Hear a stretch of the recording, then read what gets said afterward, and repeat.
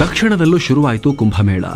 ಕಾವೇರಿ ನದಿಯಲ್ಲಿ ಭರ್ಜರಿ ತಯಾರಿ, ಚೋಳ ಗಂಗರ ನೆನಪು, 3 ನದಿಗಳ ಸಂಗಮ. ಏನಿದು ನರಸೀಪುರದ ಕುಂಭಮೇಳದ ಸ್ಟೋರಿ. ನಮಸ್ಕಾರ ಸ್ನೇಹಿತರೆ. ಕುಂಭಮೇಳ, ಕರ್ನಾಟಕದ ಕುಂಭಮೇಳ. ಎಸ್, ಕರ್ನಾಟಕದ ಕುಂಭಮೇಳ. ಅಲ್ಲೇ UP-ಲಲ್ವೇನ್ರಿ ಕುಂಭಮೇಳ? ಎಸ್, ಅದು ಅರ್ಧ ಆಗಿ ಹೋಗಿದೆ, ಮುಗಿತಾ ಬಂದಿದೆ. ಈಗ ಕರ್ನಾಟಕಕ್ಕೆ ಕುಂಭಮೇಳ ಬಂದಿದೆ. ಇದಕ್ಕೂ ಕೂಡ ಸಾಕಷ್ಟು ಐತಿಹಾಸಿಕ ಪ್ರಾಮುಖ್ಯತೆ ಇದೆ. ನಮ್ಮ ಕರ್ನಾಟಕದ ಮೈಸೂರು ಜಿಲ್ಲೆಯಲ್ಲಿ ದಕ್ಷಿಣ ಗಂಗೆ ಅಂತ ಕರೆಯೋ ಕಾವೇರಿ ಸಂಗಮದಲ್ಲಿ ಈ ಕುಂಭಮೇಳ ಶ್ರೀ ಕ್ಷೇತ್ರ ಟಿ ನರಸೀಪುರ ಇದಕ್ಕೆ ಸಾಕ್ಷಿಯಾಗ್ತಾ ಇದೆ. ರಾಜ್ಯ ಸರ್ಕಾರ 6 ಕೋಟಿ ರೂಪಾಯಿ ಬಿಡುಗಡೆ ಮಾಡಿದೆ. ಲಕ್ಷಾಂತರ ಜನ ಪುಣ್ಯ ಸ್ನಾನ ಮಾಡೋಕೆ ಸಜ್ಜಾಗ್ತಿದ್ದಾರೆ. ಹಾಗಿದ್ರೆ ಈ ಕುಂಭಮೇಳದ ಹಿಂದಿನ ಕಥೆ ಏನು? ಇದನ್ನ ಶುರು ಮಾಡಿದ್ದು ಯಾವಾಗ? ಅಸಲಿಗೆ ಇದು ನರಸೀಪುರದಲ್ಲೇ ನಡೆಯೋದು ಯಾಕೆ? ಸಾವಿರಾರು ವರ್ಷಗಳ ಹಿಂದೆ ಈ ನೆಲ ಹೇಗಿತ್ತು? ಮನುಷ್ಯನ ಕುರುಹು ಇದ್ದ ಬಗ್ಗೆ ಇತಿಹಾಸ ಏನು ಹೇಳುತ್ತೆ? ಬನ್ನಿ, ಕರ್ನಾಟಕದ ಒಂದು ಇಂಪಾರ್ಟೆಂಟ್ ಜಾಗದ ಬಗ್ಗೆ, ಈ ಕರ್ನಾಟಕದ ಕುಂಭಮೇಳದ ಬಗ್ಗೆ ಈ ವಿಡಿಯೋದಲ್ಲಿ ತಿಳ್ಕೊಳ್ಳೋಣ ನಾವು. ಸ್ನೇಹಿತರಿಗೆ, ನೀವು ಮ್ಯಾಪ್ನಲ್ಲಿ ನೋಡ್ತಾ ಇದ್ದೀರಲ್ಲ, ಇದೇ ಟಿ ನರಸೀಪುರ, ಮೈಸೂರು ಜಿಲ್ಲೆಯ ಒಂದು ತಾಲೂಕು. ಮೈಸೂರು ನಗರದಿಂದ ಸುಮಾರು 30 ಕಿಲೋಮೀಟರ್ ದೂರ ಇರೋ ಈ ಪಟ್ಟಣ ದಕ್ಷಿಣ ಕಾಶಿ ಅಂತ ಕರೆಸ್ಕೊಳ್ಳುತ್ತೆ. ಇಲ್ಲೇ ಈಗ ಕುಂಭಮೇಳ ಶುರುವಾಗಿದೆ. ಪ್ರತಿ 3 ವರ್ಷಕ್ಕೊಮ್ಮೆ ಇಲ್ಲಿ ಕುಂಭಮೇಳ ನಡೀತಾ ಇತ್ತು. ಆದರೆ ಕಳೆದ ಸಲ ಕೋವಿಡ್ ಇದ್ದ ಕಾರಣದಿಂದ ಆಗಿರಲಿಲ್ಲ. ಈ ಬಾರಿ ತುಂಬಾ ಅದ್ದೂರಿಯಾಗಿ ಮಾಡೋಕೆ ರಾಜ್ಯ ಸರ್ಕಾರ ಪ್ಲಾನ್ ಮಾಡಿದೆ. ಫೆಬ್ರವರಿ 10ರಿಂದ 12ರವರೆಗೆ ಕುಂಭಮೇಳ ನಡೀತಾ ಇದ್ದು, ಮೊದಲ ದಿನವೇ ಪುಣ್ಯ ಸ್ನಾನಕ್ಕೆ ಲಕ್ಷಾಂತರ ಮಂದಿ ಬರ್ತಾ ಇದ್ದಾರೆ. ಈಗ ಆಲ್ರೆಡಿ ರಾಜ್ಯ ಮಾತ್ರವಲ್ಲದೆ ಹೊರ ರಾಜ್ಯಗಳಿಂದಲೂ ಭಕ್ತರು ಬಂದು ಪುಣ್ಯ ಸ್ನಾನ ಮಾಡ್ತಿದ್ದಾರೆ. ಫೆಬ್ರವರಿ 10ರ ಬೆಳಗಿನ ಜಾವದಿಂದಲೇ ಕಾರ್ಯಕ್ರಮ ಶುರು ಆಗಿ ಹೋಗಿದೆ. ಹಾಗಿದ್ರೆ ಈ ಕುಂಭಮೇಳದ ವಿಶೇಷತೆ ಏನು? ಈ ಪ್ರಶ್ನೆ ಬಂದೇ ಬರುತ್ತೆ. ಯಾಕಂದ್ರೆ ಉತ್ತರ ಭಾರತದಲ್ಲಿ ನಡೆಯೋ ಕುಂಭಮೇಳಕ್ಕೆ ಅದರದೇ ಆದ ಪೌರಾಣಿಕ ಹಿನ್ನೆಲೆ ಇದೆ. ಸಮುದ್ರ ಮಂಥನ ನಡೆಯುವ ಟೈಮ್ನಲ್ಲಿ ಅಮೃತ 4 ಹನಿ ಬಿತ್ತು. ಹೀಗಾಗಿ ಪ್ರಯಾಗ್ರಾಜ್, ಹರಿದ್ವಾರ್, ನಾಸಿಕ್, ಉಜ್ಜಯಿನಿಯಲ್ಲಿ ಅಲ್ಲೆಲ್ಲ ಅಮೃತದ ಹನಿಗಳು ಬಿದ್ದು ಕುಂಭಮೇಳ ಮಾಡ್ತಾ ಇದ್ರು ಅಂತ. ಆದರೆ ಇಲ್ಲಿ ಮಾಡೋಕೆ ಕಾರಣ ಏನು? ಕರ್ನಾಟಕದಲ್ಲಿ ಇಲ್ಲಿ ಯಾಕೆ ಮಾಡ್ತಾ ಇದ್ದಾರೆ ಅನ್ನೋ ಪ್ರಶ್ನೆ ನಿಮಗಿದ್ರೆ ಅದಕ್ಕೆ ರೋಚಕ ಹಿನ್ನೆಲೆಯ ಉತ್ತರ ಇದೆ. ಸ್ನೇಹಿತರೆ, ಟಿ ನರಸೀಪುರ ಈಗ ಸದ್ಯ ಚಿಕ್ಕ ಪಟ್ಟಣ ಆಗಿರ್ಬೋದು, ಆದರೆ ಪುರಾಣ, ಇತಿಹಾಸ ಮತ್ತು ಭೌಗೋಳಿಕ ಹಿನ್ನೆಲೆ ನೋಡಿದ್ರೆ ಅತ್ಯಂತ ಮಹತ್ವದ ಜಾಗ, ಪವರ್ಫುಲ್ ಪ್ಲೇಸ್ ಆಗಿತ್ತು. ಪುರಾತನ ಕಾಲದಲ್ಲಿ ಅಂದರೆ ನವಶಿಲಾಯುಗದಲ್ಲೇ ಈ ಭಾಗದಲ್ಲಿ ಮನುಷ್ಯರ ವಾಸ ಇತ್ತು ಅಂತ ಇಲ್ಲಿನ ಹಿಸ್ಟರಿ ಹೇಳುತ್ತೆ. ಅದಕ್ಕೆ ಸಂಬಂಧಪಟ್ಟ ಸಮಾಧಿ ಅವಶೇಷಗಳು, ಮಡಿಕೆಗಳು, ಗೀಚು ಬರಹಗಳು, ಕಲ್ಲಿನ ಉಪಕರಣಗಳು, ಲೋಹದ ವಸ್ತುಗಳು, ಮಣಿಗಳು, ಬಳೆಗಳು, ಪ್ರಾಣಿಗಳ ಅವಶೇಷ, ಮರದ ಅವಶೇಷ, ಹೀಗೆ ಸಾಕಷ್ಟು ವಸ್ತುಗಳು ಈ ಭಾಗದಲ್ಲಿ ಸಿಕ್ಕಿವೆ. 1971ರಲ್ಲಿ ಮೈಸೂರಿನ ಪುರಾತತ್ವ ಶಾಸ್ತ್ರಜ್ಞ ಪ್ರೊಫೆಸರ್ ಎಂ ಶೇಷಾದ್ರಿ ಟಿ ನರಸೀಪುರದ ಉತ್ಪನ್ನಗಳು ಅಂತ ಪ್ರತ್ಯೇಕ ವರದಿಯನ್ನೇ ಕೊಟ್ಟಿದ್ರು. ಇನ್ನು ಪುರಾಣದ ಉಲ್ಲೇಖಗಳಿಗೆ ಬಂದ್ರೆ ಇಲ್ಲಿಗೆ ಅಗಸ್ತ್ಯ ಮಹಾಮುನಿ ಬಂದ್ರು ಅನ್ನೋ ನಂಬಿಕೆ ಇದೆ. ಈ ಅಗಸ್ತ್ಯ ಮುನಿಗಳ ಬಗ್ಗೆ ತುಂಬಾ ಜನಕ್ಕೆ ಗೊತ್ತಿರಬಹುದು. ರಾಮಾಯಣ, ಮಹಾಭಾರತ ಎಲ್ಲ ಕಡೆ ಇವರ ಉಲ್ಲೇಖ ಸಿಗುತ್ತೆ. ಉತ್ತರದಲ್ಲಿದ್ದ ಈ ಮುನಿ ದಕ್ಷಿಣಕ್ಕೆ ಬಂದು ಈ ನೆಲದಲ್ಲಿ ಸನಾತನ ಸಂಸ್ಕೃತಿಯನ್ನ ಇನ್ನಷ್ಟು ಹರಡಿದ್ರು ಅಂತ ನಂಬಲಾಗಿದೆ. ಇವರು ಟಿ ನರಸೀಪುರಕ್ಕೆ ಬಂದಾಗ ಈ ಪ್ರದೇಶ ದಟ್ಟ ಕಾಡಾಗಿತ್ತಂತೆ. ಸಮೃದ್ಧವಾಗಿ ಕಾವೇರಿ ಮತ್ತು ಕಬಿನಿ ನದಿಗಳು ಹರಿತಾ ಇದ್ವು. ಗುಪ್ತಗಾಮಿನಿಯಾಗಿ ಸ್ಫಟಿಕ ಸರೋವರವು ಅವ್ರನ್ನ ಸೇರ್ಕೋತಾ ಇತ್ತು. ಹೀಗಾಗಿ ತಮ್ಮ ಪೂಜೆಗೆ ಇದೇ ಒಳ್ಳೆ ಜಾಗ ಅಂತ ಹೇಳಿ ಇಲ್ಲಿ ಲಿಂಗ ಪ್ರತಿಷ್ಠಾಪನೆ ಮಾಡಿ ಪೂಜೆ ಶುರು ಮಾಡಿದ್ರು ಅಂತ. ಕಾಶಿಯಿಂದ ಲಿಂಗ ತರೋದಕ್ಕೆ ಅವರು ಹನುಮರಿಗೆ ಹೇಳಿದ್ರಂತೆ. ಆದರೆ ಹೇಳಿದ ಸಮಯಕ್ಕೆ ಮುಹೂರ್ತಕ್ಕೆ ಸರಿಯಾಗಿ ಬರೆದಿದ್ದ ಕಾರಣ ತಾವೇ ಒಂದು ಸ್ವತಃ ಮಣ್ಣಿನ ಲಿಂಗ ಮಾಡಿ ಪ್ರತಿಷ್ಠಾಪನೆ ಮಾಡಿದ್ರು ಅಂತ ಹೇಳ್ತಾರೆ. ಅದನ್ನು ಈಗ ಅಗಸ್ತೇಶ್ವರ ದೇವಸ್ಥಾನ ಅಂತ ಕರೀತಾರೆ. ಆದರೆ ಕಾಶಿಯಿಂದ ಲಿಂಗ ಹೊತ್ಕೊಂಡು ಬಂದ ಹನುಮರಿಗೆ ಇದರಿಂದ ಸಿಟ್ಟು ಬರುತ್ತೆ.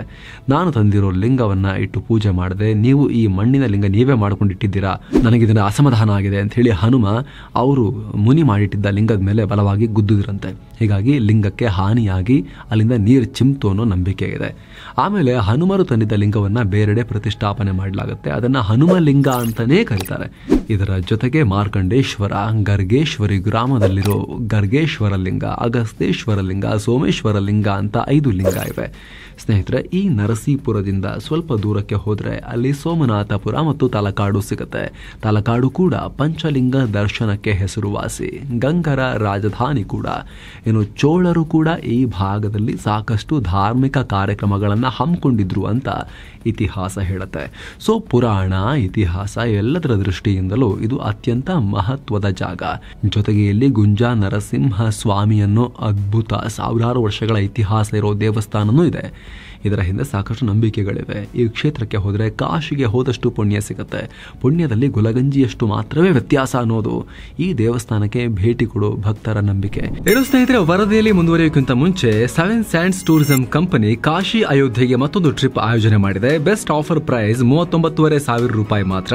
ಕಾಶಿ, ಅಯೋಧ್ಯೆ, ತ್ರಿವೇಣಿ ಸಂಗಮ, ಗಯಾ, ಬೋಧ್ ಗಯಾ ಎಲ್ಲ ಕಡೆ ಹೋಗೋದಿರುತ್ತೆ. 4 ನೈಟ್ 5 ಡೇಸ್ ಟ್ರಿಪ್ ಇದು. ಈ ಪ್ಯಾಕೇಜ್ ನಲ್ಲಿ ಫ್ಲೈಟ್ ಟಿಕೆಟ್ಸ್, 3 ಸ್ಟಾರ್ ಹೋಟೆಲ್ ನಲ್ಲಿ ಸ್ಟೇ, ಆಲ್ ಮೀಲ್ಸ್, ದರ್ಶನ, ಎಸಿ ಟ್ರಾನ್ಸ್ಪೋರ್ಟ್ ವ್ಯವಸ್ಥೆ, boating, auto charges, 24/7 tour manager ಸೌಲಭ್ಯ ಹಾಗೂ ಹಿರಿಯ ನಾಗರಿಕರಿಗೆ ವಿಶೇಷ ಆರೈಕೆ ಎಲ್ಲ ಇರುತ್ತೆ. ಹೊರಡೋ ದಿನ 9 ಮಾರ್ಚ್ 2025. ಕೆಲವೇ ಸೀಟುಗಳು ಲಭ್ಯ.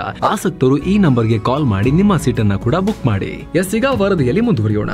ಈ ದೇಗುಲವನ್ನ ದ್ರಾವಿಡ ಮತ್ತು ಹೊಯ್ಸಳ ವಾಸ್ತು ಶೈಲಿಯಲ್ಲಿ ನಿರ್ಮಾಣ ಮಾಡಲಾಗಿದೆ. ವಿಜಯನಗರ ಅರಸರು, ಇನ್ನಿತರ ಸಾಕಷ್ಟು ರಾಜರು ಇದನ್ನ ಕಾಲಕಾಲಕ್ಕೆ ರಿನೋವೇಟ್ ಮಾಡಿದ್ದಾರೆ. ಹಾಗೆ ಕೇರಳದಿಂದ ಹುಟ್ಟಿ ಬರೋ ಕಬಿನಿ ನಂಜನಗೂಡನ್ನ ಹಾಯ್ದು 241 ಕಿಲೋಮೀಟರ್ ಪ್ರಯಾಣ ಮಾಡೋ ಪವಿತ್ರ ಕಬಿನಿ ಕೂಡ ಇದೇ ಜಾಗದಲ್ಲಿ ಕಾವೇರಿಯನ್ನ ಸೇರ್ಕೋತಾಳೆ. ಅಲ್ಲಿಂದ ತಾನೂ ಕಾವೇರಿಯಾಗಿ ಅದರೊಳಗಡೆ ಸಮ್ಮಿಳಿತವಾಗಿ ಮುಂದಕ್ಕೆ ಪ್ರಯಾಣ ಸಾಗುತ್ತೆ. ಇದರ ಒಳಗೆ ಗುಪ್ತಗಾಮಿನಿಯಾಗಿ ಸ್ಫಟಿಕ ಸರೋವರ ಹರಿಯುತ್ತೆ ಅನ್ನೋ ನಂಬಿಕೆ ಕೂಡ ಇದೆ. ಎಲ್ಲ ಕಾರಣಗಳಿಂದ ಇದಕ್ಕೆ ಭೌಗೋಳಿಕವಾಗಿ, ಪೌರಾಣಿಕವಾಗಿ, ಸಾಂಸ್ಕೃತಿಕವಾಗಿ ಮಹತ್ವ ಇದೆ.